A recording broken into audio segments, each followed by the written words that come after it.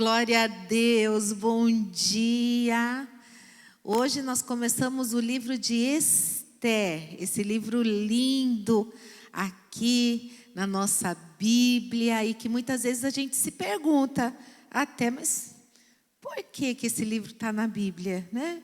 Um livro que nem fala o nome de Deus, mas está ali e eu vou mostrar para vocês que ele é um livro muito importante, é uma referência tanto para os judeus quanto para os cristãos de todas as épocas. Vamos orar?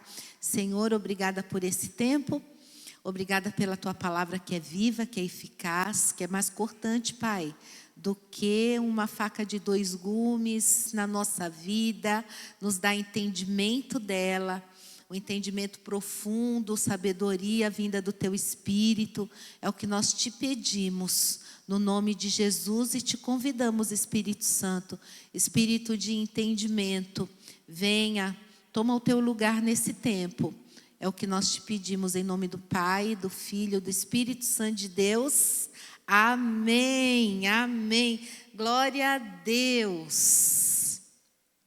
Hoje, um domingo meio friozinho, todo mundo que já chegou falando, ai, como foi difícil sair da cama hoje, mas é por causa desse amor que a gente levanta, que a gente vem cultuar e quando chega aqui está tudo bem, né? E esse livro de Esther, que a gente vai ver hoje, é um livro que continua aí o nosso estudo nesse tempo em que nós estamos falando, um tempo pós-cativeiro, apesar de que na nossa Bíblia, o livro de Esdras e Neemias, na hora que foram juntar ali na Septuaginta, lembra que nós já estudamos sobre isso, na hora que foram juntar os livros para copilar tudo aqui direitinho para formar a Bíblia da forma que nós temos hoje, colocaram por alguma razão ali o livro de Esther depois de Esdras e Neemias, mas na cronologia do tempo, o livro de Esther vem antes de Esdras e Neemias, é esse tempo que nós vamos ver agora. E nessa época, os persas, eles dominavam o Oriente Médio e, consequentemente, dominavam a vida dos judeus. Vocês se lembram bem dessa época que nós estamos vendo? Israel ficou cativo lá na Babilônia por 70 anos, 7 décadas de cativeiro babilônico. Nos primeiros anos eles foram dominados pelos babilônios e nos anos finais desse cativeiro pelos persas. Alguns judeus importantes que nós estamos vendo nesse tempo e ainda vamos ver lá na frente, se tornaram pessoas de destaque nesse tempo, como o profeta Daniel, né? E Esdras, Neemias, e hoje a gente vai ver dois personagens muito importantes nessa época, que é Esther e Mordecai, ou Mardoqueu, e dependendo aí da versão da Bíblia que vocês estão lendo. Esdras e Neemias descrevem o que ocorreu lá em Judá, mais especificamente em Jerusalém, e já o livro de Esther, ele complementa os livros de Esdras e Neemias por conta do que aconteceu com o povo judeu, lá o povo de Deus, exilado na Pérsia. Então o rei Assuero é a transcrição hebraica de Xerxes. Então você pode ver lá no capítulo 1, de Esther, versículo 1, diz assim: nos dias de Assuero, o Assuero que reinou desde a Índia até a Etiópia sobre 127 províncias. Olha só como era forte o governo de Assuero. Desde a Índia, a Etiópia, 127 províncias.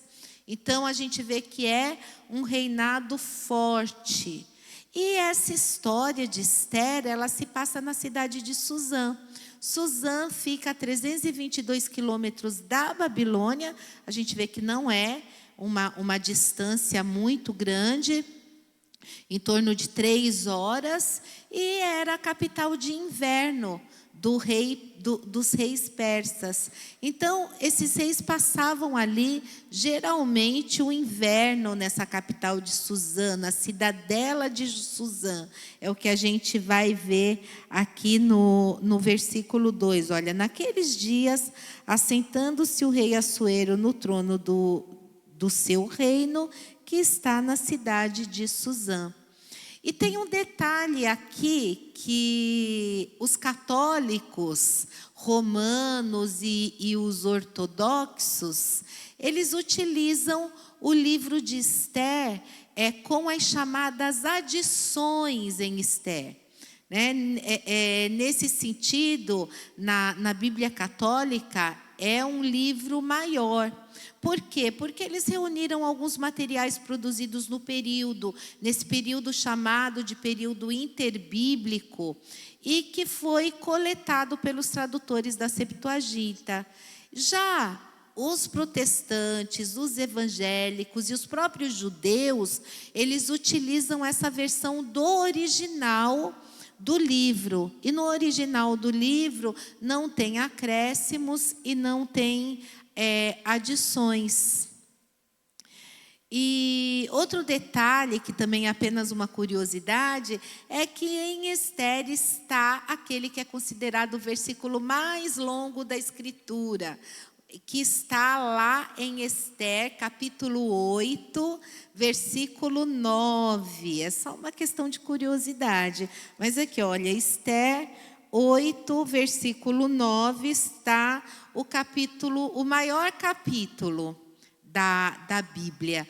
E do que se trata o livro de Esther? Esse livro conta como Esther, uma jovem judia, que estava ali entre os deportados, se tornou rainha da Pérsia, né? O primo de Esther, chamado Mordecai, ele não era também apenas só um primo de Esther, mas ele era também o tutor de Esther. Na verdade, ele criou Esther. E esse primo de Esther, ele descobriu um complô contra a vida do rei persa, denunciou esse complô e salvou a vida do rei. O grão-vizier do rei chamava-se Amã. O que é o grão-vizier? É uma espécie assim de primeiro-ministro dos reis persas, uma espécie de conselheiro. Os reis persas, todos eles tinham um grão-vizier. E do Assuero chamava-se Amã. E ele tentou exterminar os judeus, e ele influenciou o rei a assinar um decreto de extermínio dos judeus. A rainha, agora Esther, interveio nisso, arriscando a própria vida. E quando ela decide ir até a presença do rei, que para nós parece uma coisa natural, uma coisa normal, porque já que eles eram casados, na nossa cultura seria natural, mas naquela época não é, gente. A pessoa só poderia entrar na presença do rei se ela fosse chamada. E já fazia 1 mês que ele não a chamava. Então, nós vemos na Bíblia lá que a Esther pegou as suas moças, jejuou, orou, foi à presença do rei. Amã, ele foi enforcado, e os judeus foram autorizados a fazer um ato de resistência, um ato contra o massacre. E esse ato, ele resultou na morte de muitos persas envolvidos nesse projeto de massacre contra os judeus. Com esse ato de resistência, houve uma celebração, e a partir de então, todos os anos, uma festa que é chamada de Festa do Purim, festa que comemora a salvação dos judeus. Essa festa de Purim, ou festividade das sortes, ela é comemorada pelos judeus até os dias de hoje. Não sei se vocês já viram lá na televisão, quando eles estão comemorando o Purim, que as crianças se fantasiam, todo mundo se fantasia. É uma festa muito alegre do povo judeu, que é comemorada até os nossos dias. Então, por isso que quando os judeus comemoram a festa de Purim, que é a festa da resistência contra esse massacre, nas sinagogas dos judeus eles leem o livro de Ester. E qual que é o pensamento-chave do livro de Ester? É o cuidado providencial de Deus para com o seu povo, coletivamente e também individualmente. O cuidado providencial de Deus com o seu povo coletivamente e o cuidado providencial de Deus com os seus filhos individualmente. Se é uma grande lição que nós podemos aprender do livro de Ester, é isso. Deus, ele tem um cuidado especial com o seu povo coletivamente. E Deus tem um cuidado especial com os seus filhos individualmente. Por isso, lá no versículo 14 do capítulo 4, esse versículo, ele é considerado um versículo chave aqui desse livro. 4, vamos lá, 4:14. Esse é um versículo chave do livro de Ester. Diz assim: porque se de todo te calares agora, de outra parte se levantará para os judeus socorro e livramento. Mas tu e a casa de teu pai perecereis. E quem sabe se para essa conjuntura, se para conjuntura como esta é que fostes elevada a rainha. Então, quando Mordecai diz isso para Ester, e quem sabe, para conjuntura como esta é que foste elevada a rainha, é que o rei, ele tinha emitido, tinha promulgado esse ato de massacre aos judeus influenciados lá pelo Amã. E essa lei, gente, era irrevogável, porque lá nessa época dos reis persas, quando o rei decretava uma lei, nem ele próprio poderia revogar essa lei. Então, era uma lei irrevogável. Então, quem são os personagens principais aqui do livro de Ester? O primeiro é Mordecai e o segundo é a própria Ester. E lá no capítulo 2, no versos 5 e 7, a gente vê um pouco sobre eles. Capítulo 2, versículos 5 e 7. Ora, na cidadela de Susã havia certo homem judeu, benjamita, chamado Mordecai, filho de Jair, filho de Simei, filho de Quis, que fora transportado de Jerusalém com os exilados que foram deportados com Jeconias, rei de Judá, a quem Nabucodonosor, rei da Babilônia, havia transportado. Então Mordecai, certamente um homem bem mais velho do que Ester, embora primos, ele vem com esse povo deportado para lá, e por alguma razão ele cria essa moça que fica sem os seus pais. E um dos objetivos do livro de Ester não é somente narrar a história, essa história de Ester e a história do livramento, é também explicar essa festa do Purim, uma vez que essa festa judaica, ela não tem origem na lei mosaica. Então, o livro de Ester, ele procura explicar como foi que essa festa teve início. E então, eu vou fazer um breve resumo do livro aqui para vocês. Espero que vocês já tenham lido ele todo. Mas naquela época o Amã, funcionário da corte, ele vira esse homem de confiança do Assuero. E à medida que Amã ele vai se tornando um homem de confiança, o grão-vizier, o rei pediu que todos prestassem a ele uma reverência. Todos prestassem a ele uma honra. Acontece que quando Amã passava, Mordecai, ele não lhe prestava essas honras, porque para o judeu, o judeu ele só se dobra para Deus. Então o Mordecai, ele não se dobrava diante dele. Então, ele não honrava o Amã publicamente. E com isso Mordecai ganha o ódio de Amã. Que daí em diante ele procura, decide, não apenas destruir o Mordecai, mas também Amã cultiva um ódio tremendo por todo o povo judeu.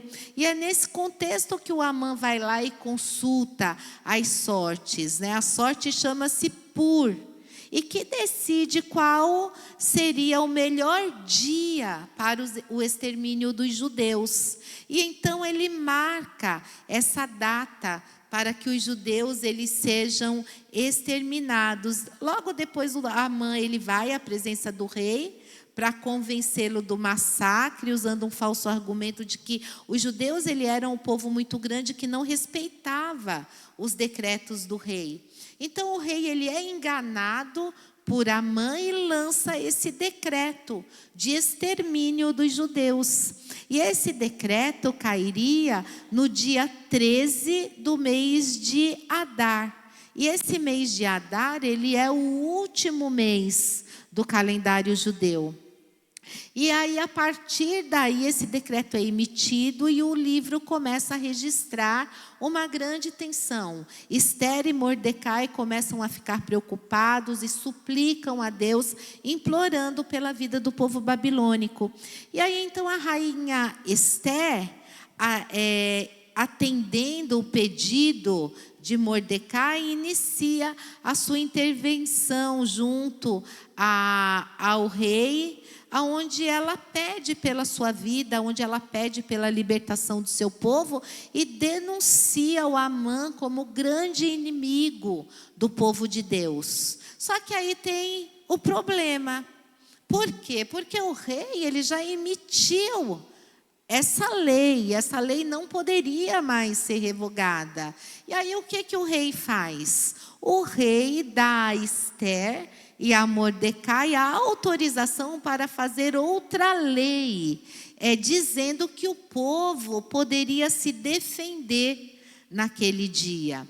Então, no ato de desespero e aproveitando uma breve ausência do rei, o Amã vai lá pedir perdão para Esther e cai sobre o divã onde ela estava sentada. E aí o Assuero entra naquele momento e aí ele imagina que se trata de uma tentativa de assédio e manda enforcar o Amã na mesma forca que o Amã havia preparado para Mordecai.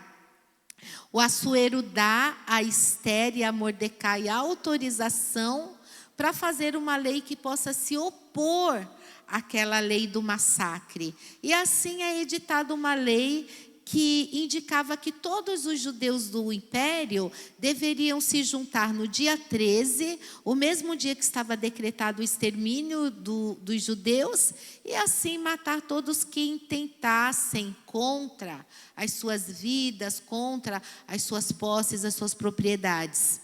Então, a pedido de Esther, ficou o dia 13 e o dia 14 para se defenderem.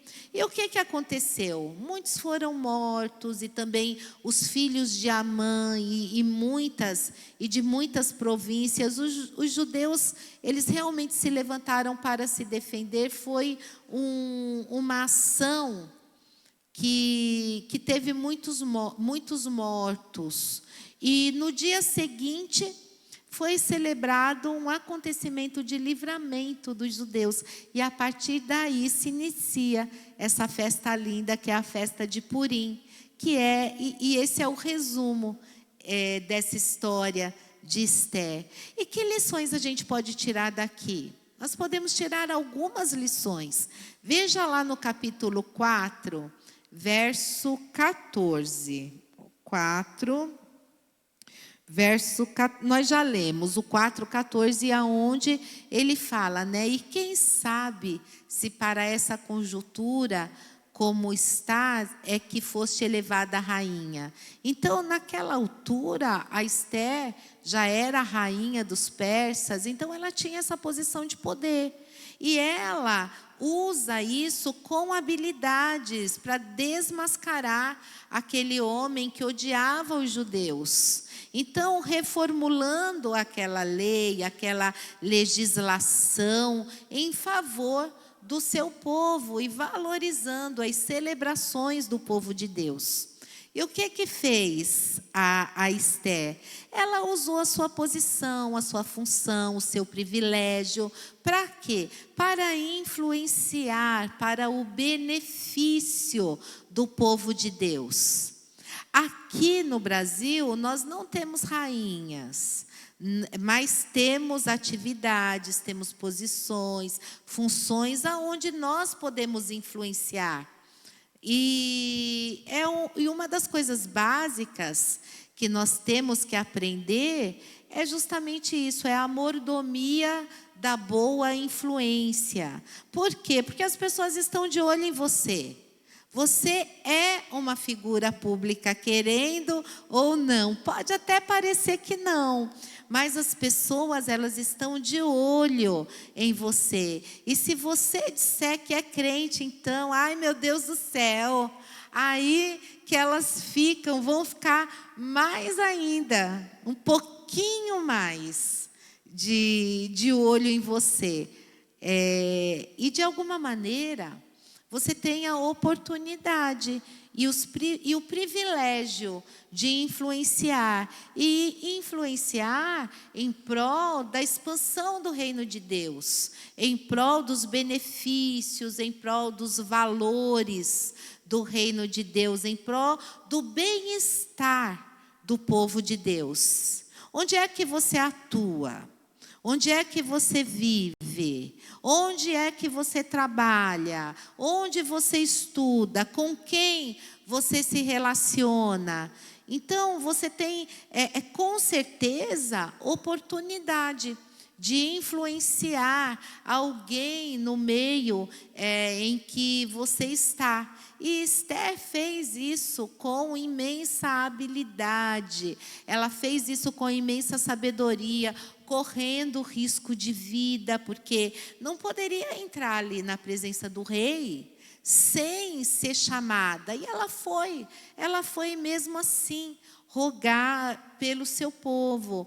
Nós temos as nossas atividades, nós temos as nossas funções, nós temos usado esses privilégios que Deus tem nos dado para influenciar positivamente. Onde Deus tem te colocado você tem sido uma boa influência? Você tem sido sal, você tem sido luz aonde Deus tem te colocado? É lá que você tem que influenciar. É aonde Deus te colocou. Não significa que você vai chegar amanhã, de manhã, lá no trabalho, e contrariando todas as ordens do seu chefe, você vai abrir a Bíblia e dizer, olha gente, nós vamos se reunir aqui e nós vamos fazer um culto. Não é isso. Mas eu estou dizendo que em situações mais diversas, a sua postura, a sua opinião, ela pode influenciar como filho, como servo de Deus. A sua postura, o seu testemunho. E às vezes em questões pequenas, em decisões. E às vezes em questões grandes também. Quando o seu chefe vem a você, por exemplo, e pede uma opinião, ou pede a sua ajuda, ou te coloca sob uma responsabilidade, onde quer que você esteja, por mais difícil que seja essa situação, você tem oportunidade de influenciar, né? Quem sabe não foi para essa conjuntura que Deus colocou você lá. Quem sabe não foi para tal conjuntura que Deus colocou você morando naquela rua. Quem sabe não foi para tal conjuntura que Deus te colocou naquela escola, naquela firma, naquela faculdade, relacionando-se com aquelas pessoas ali no teu ambiente de trabalho, na tua loja. Quem sabe não foi para aquela conjuntura que Deus colocou você ali. Você já parou para pensar nisso? E aqui o último capítulo de Esther, para nós encerrarmos.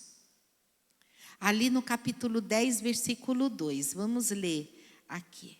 Olha. Quanto aos mais altos do seu poder e do seu valor, e ao relatório completo da grandeza de Mordecai, a quem o rei exaltou, porventura não está escrito no livro da história dos reis da Idade Média e dos persas? Então, você vê que depois da festa do Purim, Amã foi enforcado e o Mordecai, ele foi prestigiado pelo rei. A gente vê, pois o judeu Mordecai foi segundo depois do rei Assuero, e grande para com os judeus, e estimado pela multidão dos seus irmãos, tendo procurado o bem-estar do seu povo, e trabalhado pela prosperidade de todo o povo da sua raça. Então, vocês observam o Mordecai tendo procurado o bem-estar do seu povo, e trabalhado pela prosperidade do seu povo. E o que é que nós temos que pensar? Nós somos crentes aonde? Onde que nós somos povo de Deus? Somente aqui, quando nós chegamos aqui no domingo e entramos para prestar o nosso culto? Claro que não. Claro que não. Nós somos povo de Deus onde nós estamos. Nós somos povo de Deus onde nós vivemos, no nosso dia a dia. Então, em outras palavras, você é um embaixador do povo de Deus aonde você está. Você é um missionário do povo de Deus aonde quer que você esteja. E não apenas isso, você é um representante do povo de Deus onde você está, na sua carreira, no seu lugar, na sua atividade profissional, no seu ambiente. E você não deve se esquecer nunca disso. Não é somente se você é pastor de uma igreja, se você é o professor de uma escola bíblica. Você é representante do povo de Deus em todos os lugares. Se você dirigir uma van, você é representante do povo de Deus. Se você é um profissional liberal, você é representante do povo de Deus. Se você tem sua empresa, se você é um professor, uma professora, se você é um acadêmico, um feirante, uma dona de casa, aonde quer que você atue, você é um representante do povo de Deus. E é interessante que o Mordecai ali no trono, junto à corte, ele não se esqueceu quem ele era. Em momento nenhum, Mordecai se esquece da sua origem. E ele procurou o bem-estar do seu povo. E ele trabalhou pela prosperidade do seu povo. Muitas vezes, a gente não tem esse tipo de entendimento. O Mordecai, quando a gente vai ler a história, a gente vê que ele trabalhava ali numa repartição pública. Ele era um homem que estava ali, um homem conhecido. Às vezes a gente critica até essas coisas. A gente fala, mas um homem de Deus, ele não pode atuar na política, por exemplo. Gente, se o Mordecai ele não fosse esse homem aqui ativo, com os problemas do seu povo, ele não teria conseguido todas essas coisas que ele conseguiu, reverter esse massacre dos judeus e até mesmo colocar a sua sobrinha dentro do palácio, né, para que o propósito de Deus se cumprisse na vida dela. E muitas vezes a gente não tem esse entendimento. Aonde você está? Você é representante do povo de Deus dentro da sua casa, na sua vizinhança, ali na Assembleia Legislativa, aqui na Câmara dos Vereadores. Se você faz parte do povo de Deus, você vai representá-lo nesses lugares. E para quê? Para o bem-estar do povo de Deus. Então, o bem-estar do povo de Deus, ele passa por você. O bem-estar do povo de Deus passa pela sua atividade, pelo seu trabalho, pelo seu dia a dia. Passa pela forma como você lida com as pessoas e como você interage no seu cotidiano. Nós somos sal e luz. Nós não fomos chamados para ficar escondidos. Então, nós temos que tomar a nossa posição. E isso, o livro de Esther, ele nos ensina lindamente, através desses dois personagens que foram tão importantes para o povo judeu nessa época. E nós estamos caminhando nesses livros e vendo que para cada época Deus levanta pessoas para fazer a diferença e para que o propósito de Deus seja cumprido na vida da humanidade. E você é aquele que Deus levantou para esse tempo. Muitas vezes a gente se acha pequeno, acha que nós não temos voz, acha que nós não podemos fazer muitas coisas. E o que a gente entende quando a gente lê o livro de Esther é que não é assim. É que nós somos representantes de Deus por onde nós passamos e nós somos importantes demais nesse grande plano de Deus para a nossa geração. Se Deus nos colocou aqui, neste século, nesta geração, julho de 2023, se você está aqui, é porque Deus conta com você para o grande propósito dele nesse tempo, para cada geração. Deus levanta um Esther, um Mordecai, um Daniel, um Neemias, um Esdras. Deus vai levantando o seu povo no tempo certo. Você está no tempo certo, no lugar certo. Não existe nada de errado em você. Tudo está correndo da forma que Deus planejou. Apenas ocupe o seu espaço no tempo em que Deus te levantou, porque Deus já te levantou. Ocupe esse espaço. E é muito simples ocupá-lo. É só entender quem você é em Deus e que Deus é com você nesse tempo. E aí a gente pode dizer lá como Josué, né? A gente pode dizer, olha, eu me levanto nessa força do Senhor para vencer todos os obstáculos que você encontra pelo caminho e para algo muito maior, que é trazer o reino de Deus a esse tempo que nós vivemos. Essa é uma função minha e sua, e que Deus nos ajude a cumpri-la no tempo que Ele nos chamou. Amém? Glória a Deus!